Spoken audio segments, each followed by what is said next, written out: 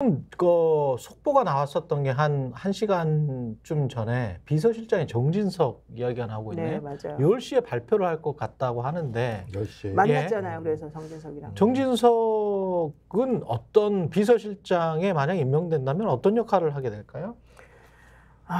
정진석의 스타일상 저도 인터뷰를 경험하죠. 심기경호. 네. 네. 그러니까 제가 볼 때는 이 카드는 진짜 제가 볼 때 패착 중에 패착인 것 같다는 느낌. 그러니까 아무런 해결책을 주지 않는. 그러니까 네. 적어도 지지층들을 결속해내거나 아니면 중도층들이 그래? 그 정도 상황이라면 대통령이 변했나라고 느낄 수 있거나 이런 것들이 아무도 없는 상황이기 때문에 그냥 물에 불찬 듯 술에 수찬 듯 아무런 문제가 없는 사람들을 가지고 왔다. 정치력 없다는 말씀을 드리는 건 아닙니다. 정진석이라는 정치인이 굉장히 오랫동안 정치를 해왔고 보수층 내에서는 뿌리와 같은 흐름들을 가지고 있는 또 그 집안도 그렇기 때문에 정치력을 발휘할 수 있을지 모르겠습니다만 이 험난한 상황에서 이것을 돌파할 만큼의 어떤 힘을 가지고 있는 정치인인가? 저는 그렇게 생각하지 않거든요. 네. 좀 아주 무난한 사람을 앉힌 것 같다라는 생각이 들어서 저는 이게 그러니까 무슨 의미가 있는 거지? 저는 그래서 오히려 총리 카드가 뭐가 좀 큰 문제가 있나 느낌에는 오히려 그러니까 이렇게 해놓고 총리 카드로 뭔가 한번 깡 치려고 하나 이런 생각이 들어서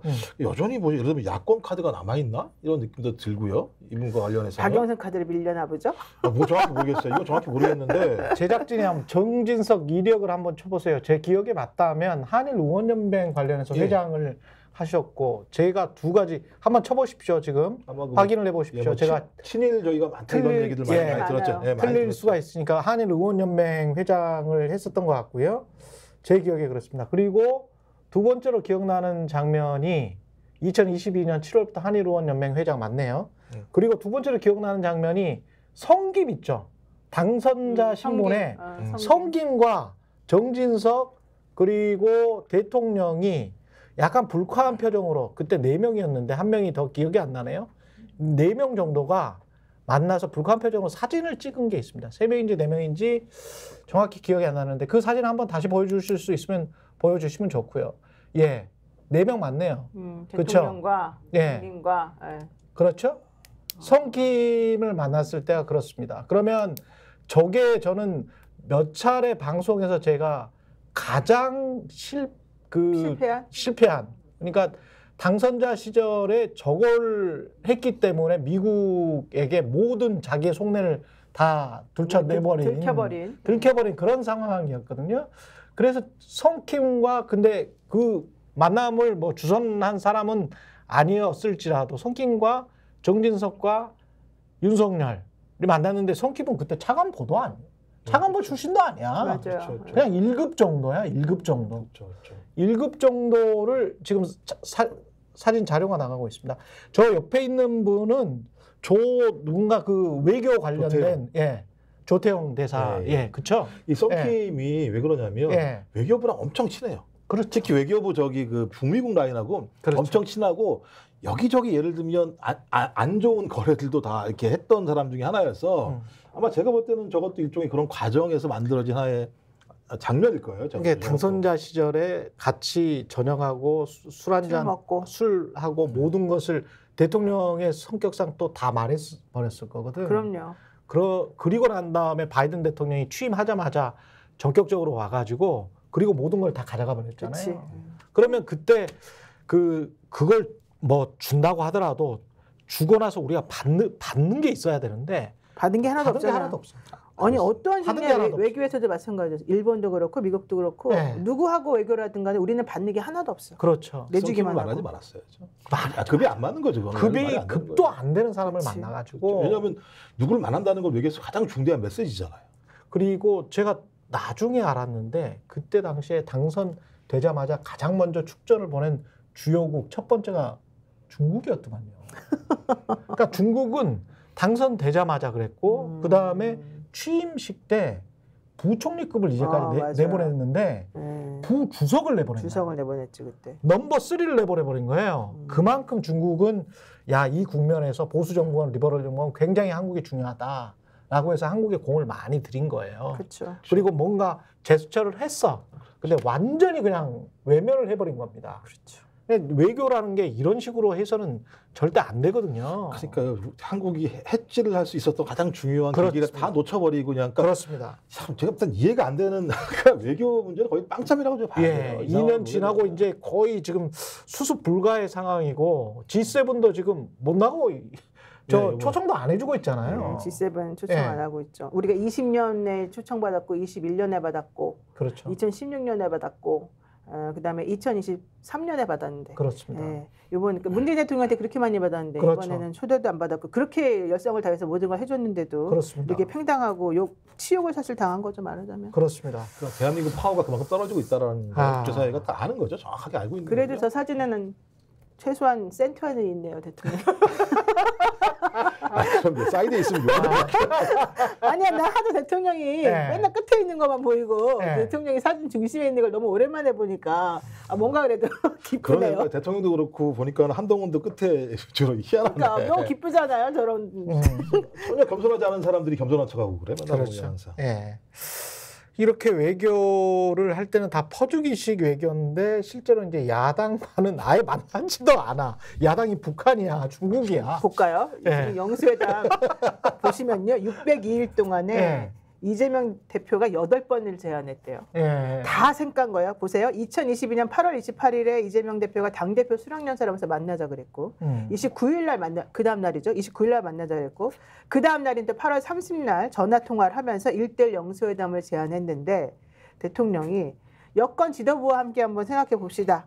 이렇게 얘기를 했는데 결국 너랑 나랑 1대1은 절대 안 된다. 내가 생각해 보긴 하겠다. 그냥 예의상 한번 한 말이잖아요. 그리고 9월 8일 날 추석 직후에 보자고 또 대표가 얘기했는데 역시 그것도 안 된다고 아예 반응이 없었고요. 9월 13일 날 얘기했고요. 9월 14일 날 이때 얘기했는데 이때 역시 영수회담이라는 말 자체를 인정하지 못하겠다. 이런 얘기가 나왔고요.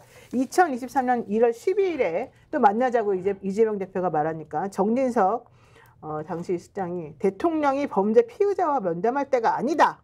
이런 얘기를 그때 했었었고요. 뭐 도둑놈 운운하는 얘기가 이 당시 나왔어요. 그리고 2023년 1월 30날 또 만나자 그랬는데 역시 이때는 뭐였냐면 이 대표가 검찰로부터 2번이나 소환당했을 때 그러니까 나 검찰 좀 그만 부르고 용산으로 불러달라. 역시 답이 없었고 2023년 9월 29일 날 또 역시 한번 얘기했는데 역시 답이 없었다가 요번에 총선 참패 이후에 갑자기 대표가 2024년 4월 12일 날 이재명 대표가 만나자고 했는데 총선 다음 날 역시 답이 없다가 갑자기 총선 패배 9일 만에 윤석열 대통령 측에서 만나자고 하는 게 돼버린 거거든요. 이거 보세요. 이게 현실적으로 있을 수 있는 일입니까? 8번, 9번째 만에. 자, 여러분 한번 생각해 보세요. 너무 치욕적인데 여기에 대해서 그래도 이재명 대표는 끝까지 관철을 시키네. 근데 이렇게 만나서 이제 또 민생 문제랄지 의제 설정을 해야 될 텐데 의제 설정과 관련해서 또 최상병 특검이랄지 이런 이야기를 하면 여당 측이나 대통령 쪽에서는 이거는 뭐 정쟁이다 뭐 이런 식으로 또 이야기를 할 거란 말이죠. 근데 제 생각에도 왜 비서장이 만약에 정진석이 된다면 아니 경제 민생 문제가 가장 중요하다고 제기되는 상황에서 왜 정진석인가라고 하는 분들 뭐 저는 좀 이해가 좀 안 되는 측면이 분명히 있고요.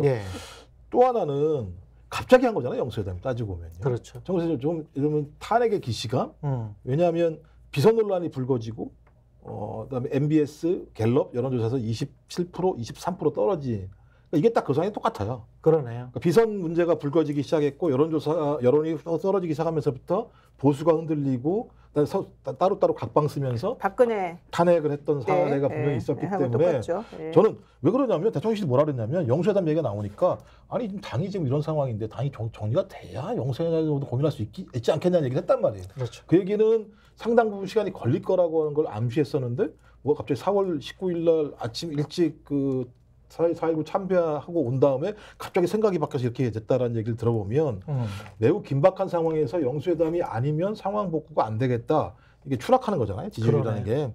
지탱하지 않게 되면 또 뭐 더 아래로 내려간다는 건 알 수밖에 없는데 그렇죠. 내려간 지표가 대부분 저기예요. 보수예요. 보수의 한 축이 딱 무너져 버린 거니까.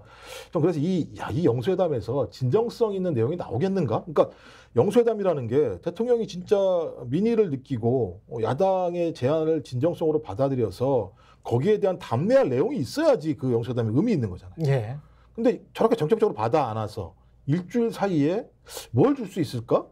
저는 일단 당장 25만 원 얘기했던 민생회복지원금 이 문제는 마찬가지지만 당장 기재부에서도 안 된다라고 얘기가 나오고 있고 지금 국민의힘만 윤재욱 원내대표만 살짝 얘기한 정도인 거잖아요.